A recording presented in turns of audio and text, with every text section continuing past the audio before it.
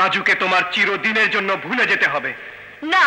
দেশীয় রঙিন দুনিয়ার এক সময়ের জনপ্রিয় অভিনেতা বাপ্পা রাজ ক্যারিয়ারে অসংখ্য রোমান্টিক সিনেমা দর্শকদের উপহার দিয়েছেন তিনি। তবে দর্শকের কাছে অভিনেতা বাপ্পা রাজ মানেই ব্যর্থ প্রেম বা ট্র্যাজেডির গল্প, অর্থাৎ ত্রিভুজ প্রেম বা স্যাক্রিফাইসের গল্প নির্ভর সিনেমাগুলোর কারণে আজও দর্শকদের কাছে এই নায়ক বেশ জনপ্রিয়। প্রথম সিনেমার পরিচালক ছিলেন বাবা নায়ক রাজ রাজ্জাক। প্রথম সিনেমাতেই প্রশংসা কুড়ান বাপ্পা, এরপর তাকে আর পেছনে ফিরে তাকাতে হয়নি। সম্প্রতি সোশ্যাল মিডিয়ায় বাপ্পা অভিনীত প্রেমের সমাধি সিনেমার একটি সংলাপ ছড়িয়ে পড়েছে। চাচা, বাড়িঘর এত সাজানো কেন? আর হেনা কোথায়? সম্প্রতি দেশের একটি সংবাদ মাধ্যমের সঙ্গে সাক্ষাৎকারে সমসাময়িক ব্যস্ততা ও ইন্ডাস্ট্রির নানান বিষয় নিয়ে কথা বলেন এই অভিনেতা। প্রায় সময়ই সামাজিক মাধ্যমে আলোচনায় উঠে আসা প্রসঙ্গেও নিজের মতামত জানান তিনি। তার মতে তিনি নিজের জায়গায় সবসময় নাম্বার 1। বাপ্পা রাজকে নিয়ে প্রায়ই ট্রোল হয়। অনেকে বলে ছেঁকা খাওয়া নায়কের শুভেচ্ছা দূত।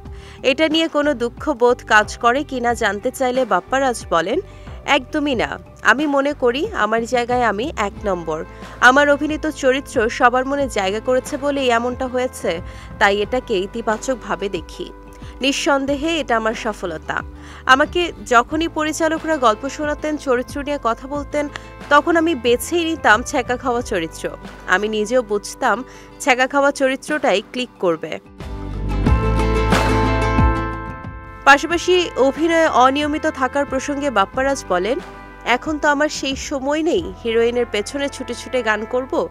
সত্যি বলতে আমাদের এখানে তো ওই রকম চিত্রনাট্যই হয় না। কিছুদিন আগে ছোট্ট একটা টিজারে দেখা গিয়েছিল বাপ্পা রাজকে। অবশেষে অভিনয়ে ফিরছেন তিনি। নিজের আসন্ন এই কাজ প্রসঙ্গে বাপ্পা রাজ বলেন, ওটা একটি ওয়েব সিরিজ, মোস্তফা খান শিহান বানাবে। সিরিজের প্রতিটা চরিত্রের উপর একটা করে টিজার বানিয়েছে। বানানোর পর চুপচাপ ছিল, ভাবছিল পরে প্রকাশ করবে, কিন্তু হেনা বকুল নিয়ে এত মাতামাতি শুরু হলো, তার মধ্যেই এটি ছেড়ে দিয়েছে। সিরিজটির নাম রক্ত ঋণ। এটি আমার অভিনীত প্রথম ওয়েব সিরিজ হতে যাচ্ছে। প্রেমের সমাধি, প্রেম গীত, হারানো প্রেম, ভুলো না আমায়, বুক ভরা ভালোবাসা, এমন বেশ কিছু সিনেমা বাপ্পা রাজকে দিয়েছে অনন্য জনপ্রিয়তা।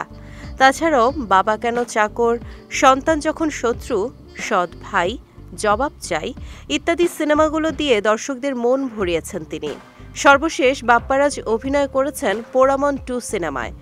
সেখানে নায়ক সিয়ামের বড় ভাইয়ের চরিত্রে অনবদ্য অভিনয় দেখিয়েছেন তিনি।